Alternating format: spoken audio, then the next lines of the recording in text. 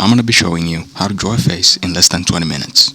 So today I will just be focusing on shading specifically, because like making the actual foundation of the portrait itself, the actual sketch, is a whole nother topic.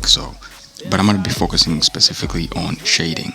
So the first thing I do, I make sure I grab my reference and then just gaze upon my reference. This will give me a perspective on where to create dark tones, mid-tones, highlights, and all that. So first thing I do is grab the darkest pencil I have, which is the woodless charcoal pencil. You can use any pencil as long as it's the darkest you have. So the first thing I do is I look at the reference and I go in and I shade where the dark areas are specifically. Not the mid-tones, not the highlights, just the darks specifically for this part. Once that part is done, I get a regular brush. I load it up with some charcoal powder, or honestly you can just use any type of, maybe graphite powder, any type of powder. Obviously, yes, I first start by blending the dark parts and then slowly transition into every other area. Once everything is blended, I get my eraser and I create those intricate highlights, making sure those highlights pop and those mid-tones kind of like stand out.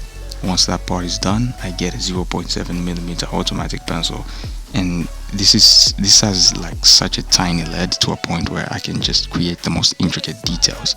I use the hatching technique specifically in little like tiny motions just to get that texture going.